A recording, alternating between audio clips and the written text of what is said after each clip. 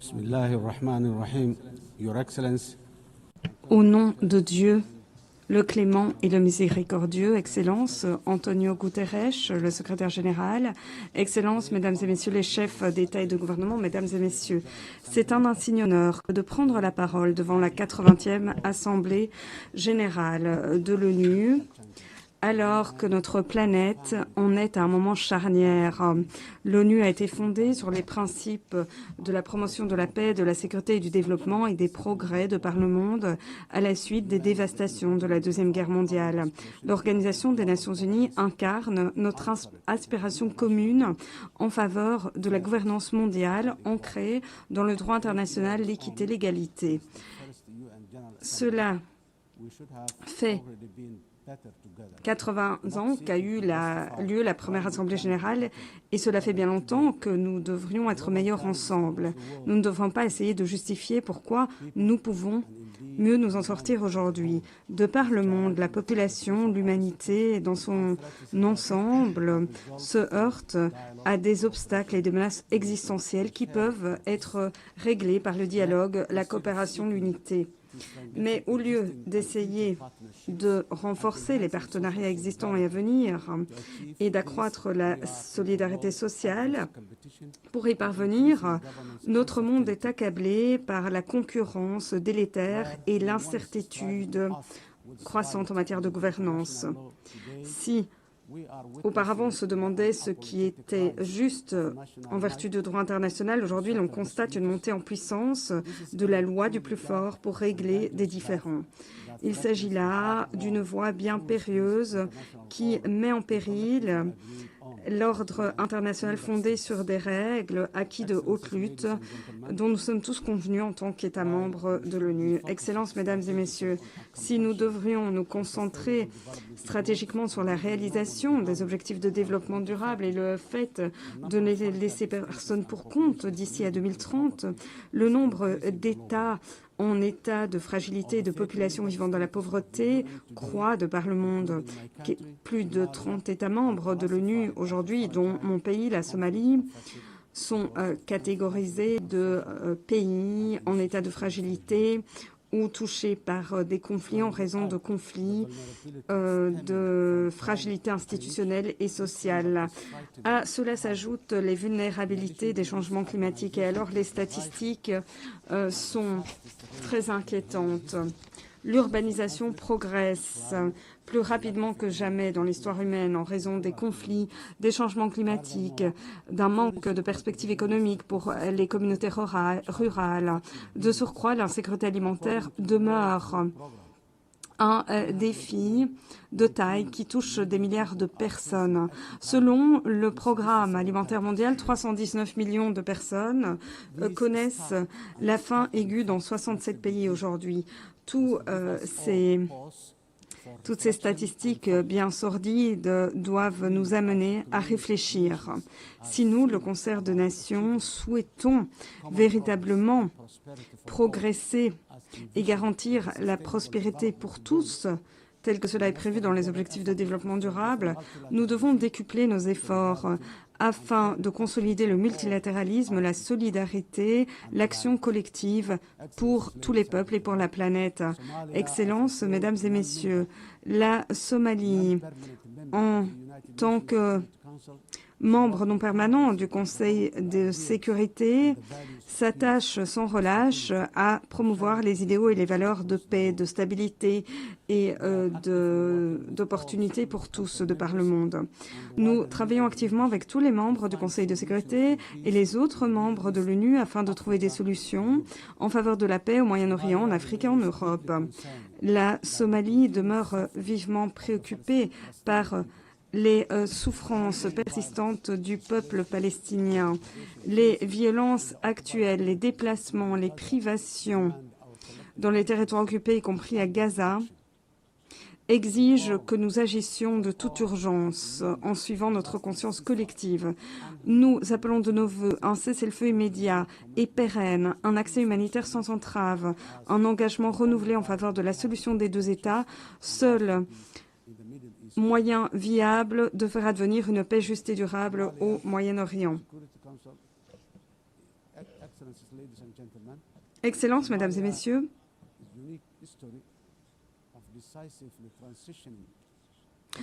la Somalie a opéré résolument la transition d'un conflit vers la croissance socio-économique, politique et de la sécurité depuis 2012. Et cela grâce à l'aide de partenaires internationaux très dévoués, dont de nombreux sont présents en cette salle aujourd'hui. En fait, la Somalie illustre le fait que le multilatéralisme et la solidarité mondiale peuvent rendre notre monde meilleur, plus sûr.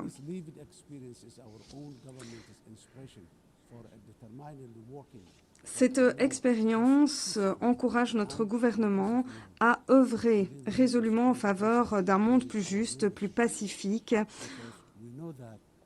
et cela notamment grâce à notre mandat de membre non permanent au Conseil de sécurité, car nous savons que nous sommes meilleurs ensemble que lorsque nous travaillons à l'unisson.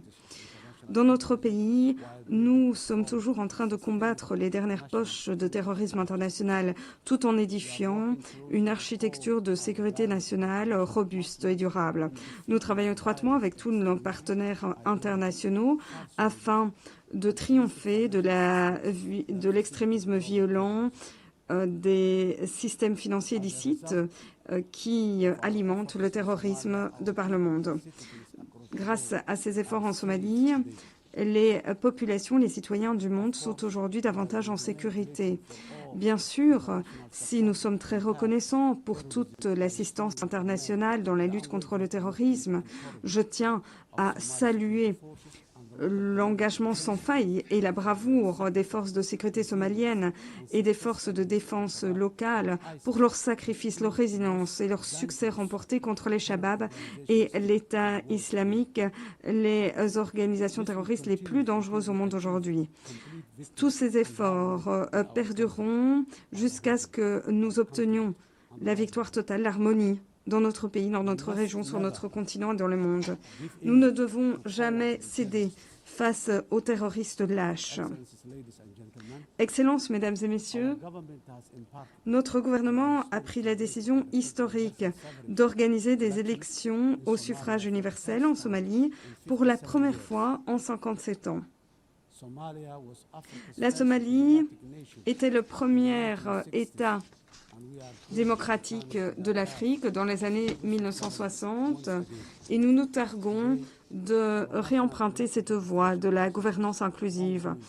Le processus d'enregistrement des électeurs est en cours et plus de 30 associations politiques indépendantes se sont déjà enregistrées afin de participer aux élections. Nous, forts de notre expérience, nous avons constaté qu'il fallait édifier une nation axée sur l'être humain, axée sur sa population, guidée par l'état de droit, afin de construire un pays uni et prospère. Les objectifs de développement durable sont notre feuille de route afin d'obtenir dignité, justice et égalité grâce à des investissements dans le capital humain, la création d'emplois, la protection sociale pour les plus vulnérables parmi nous.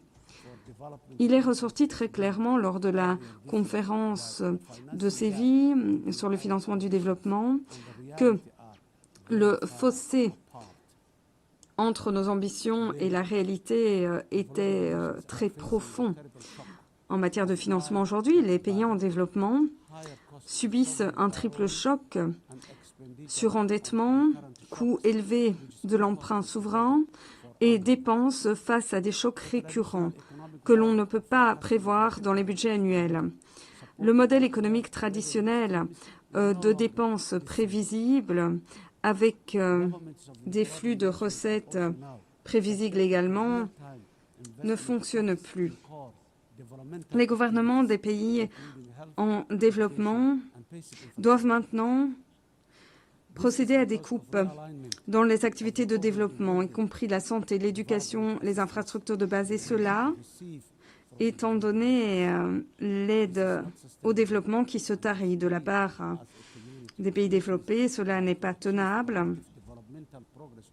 Et l'on ne pourra ainsi avancer sur la voie du développement ensemble. Excellences, Mesdames et Messieurs, la Somalie endosse la responsabilité de son propre développement économique en faisant fond sur le succès de notre récente réforme d'allègement de la dette. Nous essayons d'atténuer les coûts très élevés d'investissement dans les services publics en mobilisant davantage de recettes nationales, en renforçant les systèmes de gestion des finances publiques, en garantissant un contrôle strict des dépenses, tout en accroissant la transparence et la redevabilité. Qui plus est, nous souhaitons tirer parti de notre emplacement stratégique et de nos ressources naturelles grâce au commerce avec la région et le monde. Dans le droit fil de cette ambition, la Somalie s'est ralliée à la communauté de l'Afrique de l'Est et ratifie les politiques de zone de libre-échange continentale et nous rejoignons également le processus de l'Organisation mondiale du commerce. Pour ce qui est de l'urgence climatique, nous sommes déterminés à combattre les effets dévastateurs des changements climatiques sur les populations les plus vulnérables, en particulier celles qui ne peuvent pas atténuer les effets des changements climatiques et s'y adapter dûment.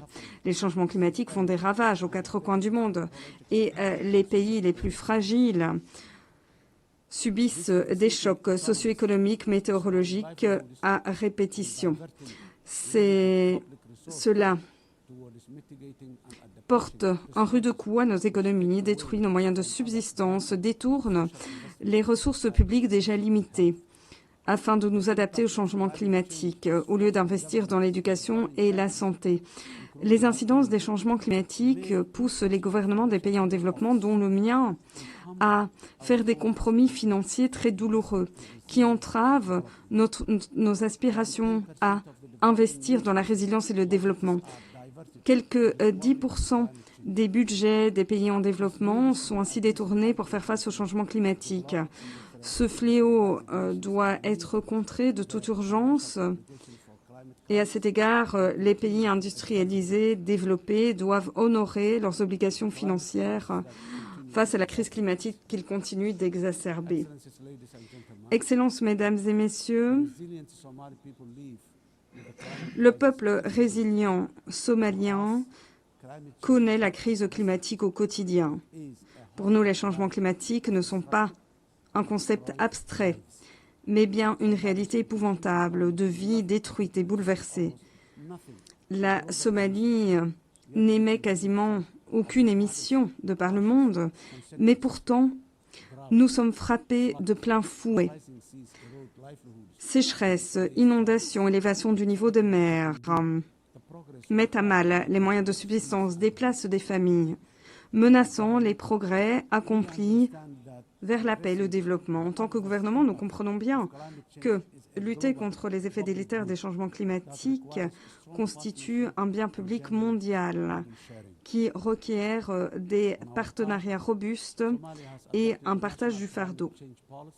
La Somalie s'est dotée d'une politique nationale face au changement climatique, a mis à jour sa contribution déterminée sur le plan national et est en train de préparer son premier rapport sur la transparence biennale. Nous élaborons également une stratégie robuste de financement face au changement climatique afin de mieux mobiliser et gérer nos ressources.